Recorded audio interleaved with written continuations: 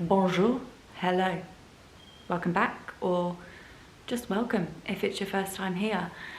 Today I'm gonna explore the theme of analogue living in 2026, which you may have seen in the online space recently. You may have had conversations about it. There have been lots of viral posts and Forbes articles, and various publications have spoken about the rise of analogue as a subject, as a way of living, as a form of hobbies and interests. And I want to talk about what that really means and whether there is truth in the noise around that, and my take on it as someone who works with brands, who has built an offline community, works with lots of creatives, and what this might mean for you and your business, your community, your world, and just generally some ideas. Before we dive in, I keep forgetting to do this, so I'm going to do it today. I'm going to introduce myself. My name is Daisy Morris. I am the founder of the content consultancy and I'm a community expert. I run the Selfhood, which is a content consultancy for brands. We work with brands like Apple, Meta, Gucci, through to startups in the wellbeing and mental health space, and founders and brands. I'm also the author of Community is Your Currency, which is a 10-step guide that teaches people how to create a meaningful and purpose-led community and be the connecting thread that can unite people through their work. So my bag is community. So thank you for being here. So with the whole analogue situation and everything that's happening in the online space, I thought it would be helpful to talk about how we got here and how we arrived at this point of craving these craft-led offline analogue experiences. So last year, Deloitte, I believe it was, reported that 1 in 5 people deleted a social media app. And I know just from the conversations I have and the media that I consume, the Substacks I read, and the people that I follow and spend time with, there is a real sense of creative burnout and online burnout, and just feeling so exhausted by the constant need to churn, show up, be visible. So I think arriving to this space of needing to tap out is completely valid and it makes sense. And over the last few years, we've seen the rise of offline communities. So the Offline Club, great example of this. They now franchise their events all over the world, and they have global ambassadors that host these events where you essentially go to, maybe it's a book club or live music or various different activities, and you leave your phone in a box and you basically go and chat to strangers without phones. And I actually love this idea. I have this prediction. I don't know if it will happen in the near future, but I think I hope in my lifetime, because it'd be really cool to witness it. But the way that pubs now have smoking areas, I think it will be really common practice for spaces to have offline areas where you're not allowed to get your phone out. I know obviously some cafes have no laptops, but I think not being on your phone will be more of a thing in certain places, and it will be more of a common thing, which I think would be really cool, because I sometimes try. I don't always do it because I'm human, habits, but when I'm out for coffee with friends or I'm at a restaurant, I have this game, I gamify it, where I'm like, if my friend goes to the loo, I'm not allowed to get my phone out. And it's cool to be present. I do it on the tube as well. I stopped taking my AirPods on my commute to just listen and observe and be. And it's actually so interesting and really dystopian. If you get on any train or the tube, you probably notice that it's like, which, you know, there's so much judgment on screen time. I'm going to go on a bit of a tangent and then I'm going to come back. But there's so much judgment on us as individuals using apps for our screen time. But it's not up to us as the individuals, it's up to the social media platforms. And I always find it really interesting that we're called users, social media users.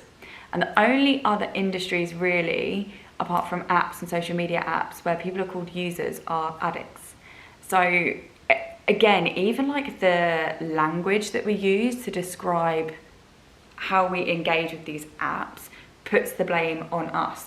So I think it's amazing that places like the Offline Club are opening up. It's why I started hosting a lot of my events. It's a chance for people to get off their feet at their screen and connect and yeah, just be in community. And I think, again, that's a big shift that we're going to start to see, people building and growing offline communities. And people ask me, like, what do you think? Like, is it going to become too saturated? And I'm like, connection can never be oversaturated. We are born to live in community. It is a core need for our human survival. And we talk about wellness all the time. We talk about sound baths and healing and all of that stuff. And it's great. But in my opinion, like, connection, and there's studies on this, connection is paramount for survival. Loneliness kills more people than smoking. Like, it's a thing, it's a really big thing. So this return to offline stuff, I'm all for a multitude of reasons. And so when we think about where this all came from, obviously exhaustion is a big thing, AI, and I also think people are getting more and more aware of how they're actually spending their time. Like, I'm so mindful now, and I know lots of people that I speak to about this feel the same about, you know, how many hours of my life am I spending on my phone when I could go hug a tree, read a book, and be in connection with myself and other people. So I totally get it. I think we're always going to reach a tipping point with anything that we have too much of, and it feels like we're in that place with technology. So what does analogue actually mean? It's returning to crafts, essentially, and tactile experiences. I have a friend who works in AI, and she said to me years ago, tactile experiences will be huge, because when everything goes one way, many people want to go the other, and the opposite of robots, AI, is using our humanness, our sensory experience. So things like candle making workshops that involve the senses, things like sound baths, things like knitting, crochet, collaging, all of those things that remind us of our humanness, foraging, anything that allows you to connect with your senses and return to humanness. Like, a lot of the trends around analog living and the commentary around it talks about the aesthetic of analog, which is like old school iPods back in the day. It feels so weird to say iPod and not iPad. I remember my first iPod, oh my gosh, core memes back in the emo days. And Walkman DVDs, definitely none of this involved, but Walkman CDs, DVDs, scrapbooking, this real like 2000s, early 2000s, 90s, 80s, like scrapbooky feel. And there's a whole other conversation on nostalgia. Obviously, nostalgia evokes emotions of warmth and safety and pre-noisy times. So I think, again, it's not just about the aesthetic, but it's about what those things evoke in us and the memories of feeling more disconnected from the outside world and more connected to our immediate circle. I think on a psychological level, analog, the return to analog it's an emotional thing, like big time. It's a nostalgia thing, big time. Yes, there's loads of evidence to support that this will be the case. If you go on TikTok, you'll see that lots of people are talking about reducing their screen time. You'll see people, like last year, I remember there was a trend, raw dogging boredom, where people filmed themselves with no distractions for like 10 minutes. And a lot of people are talking about reducing their screen time. A lot of people are sharing how they're planning to connect more this year.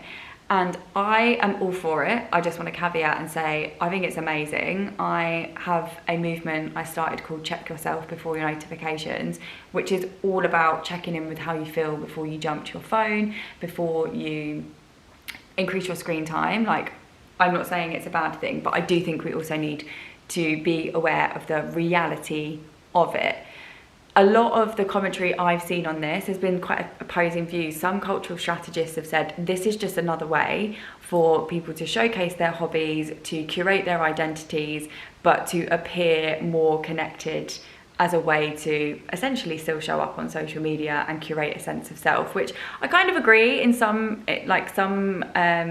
capacity. I believe there's truth in that. Like, it's that classic thing of like, go to an event, make a candle, put it on your Instagram story. However, I still think there's value in getting people off their phone and connecting. And if they want to share it on the internet, that's fine.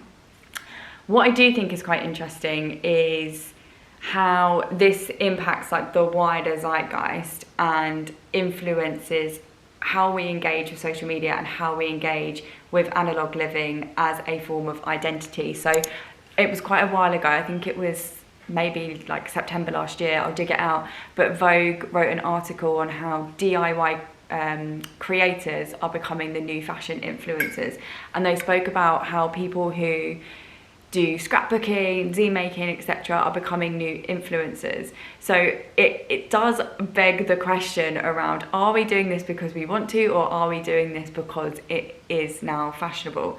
Either way, as long as people feel better and more connected, I'm into it. I'm not going to hate on it.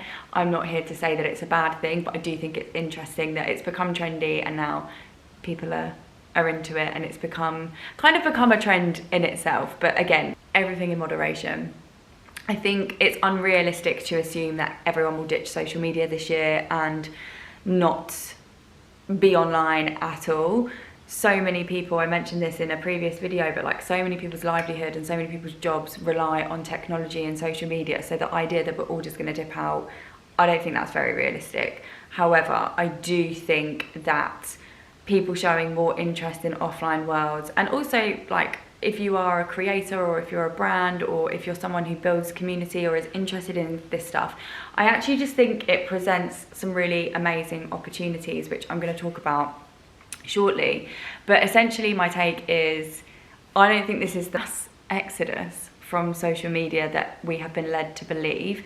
I do think people will still be active online. The way we engage will change massively. We've already seen that, like engagement's dipped. People aren't engaging in the same way that they used to. Shares and saves are obviously the goal that most marketers are optimizing for, because that's the real kind of, we know that there's value in this. People are sharing it to WhatsApp groups, people are sharing it to stories, they're saving it to come back to.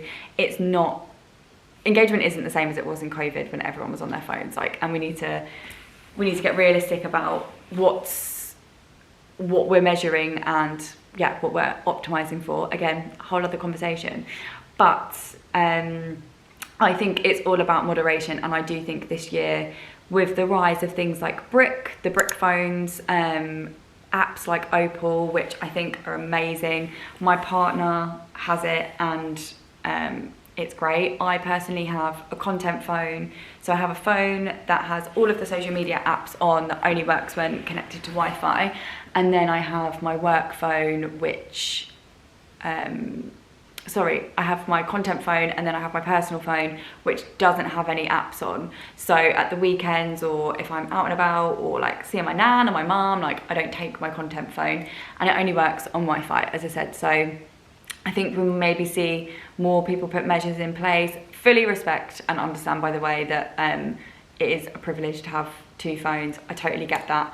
I work in socials a lot, so that was my personal choice. That was something that I decided to do just because, my little brain was fried. So I did that last year, and I definitely felt a huge difference personally. And I think it's something, whether it's two phones or whether it's the brick, for example, I think that's something we'll see people do. So in terms of how this impacts your creation strategy and how this impacts just the wider online and offline world, I think there's a few different options that people can take.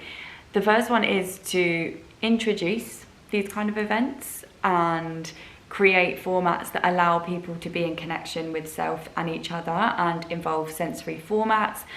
I think quality over quantity when it comes to online content, this is an indicator that we are extremely fatigued with online worlds.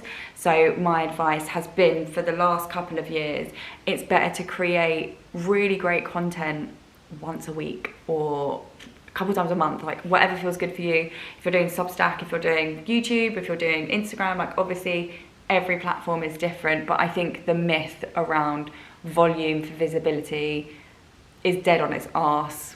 I'm not gonna lie, like I just don't believe that to be true anymore. I think we see that already.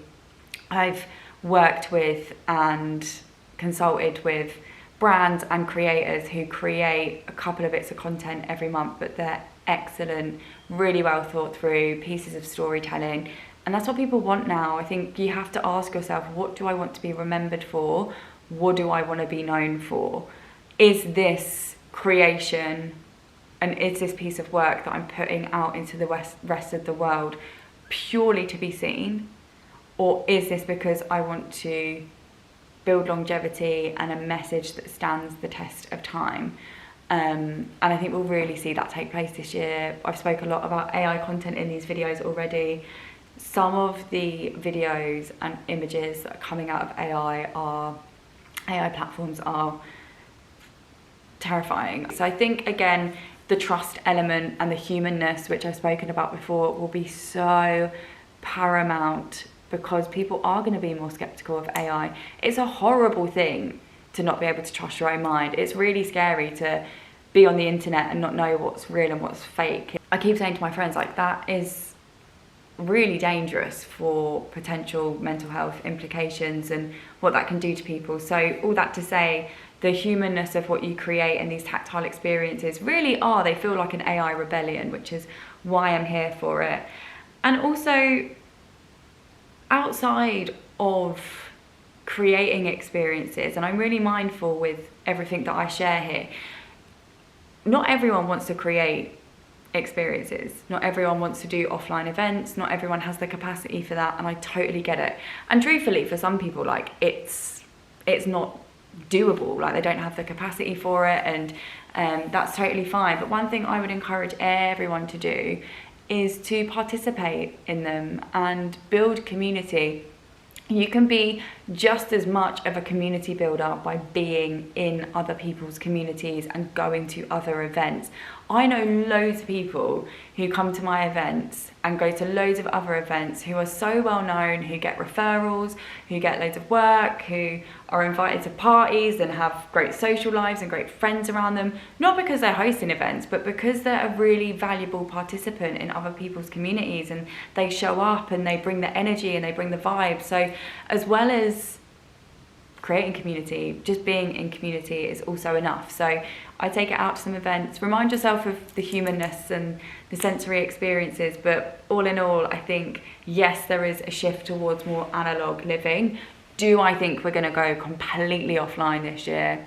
Probably not. It's about balance and everything in moderation, and I think this is the year people will really just start to reassess their relationship with technology and socials, and what can I say? I'm here for it.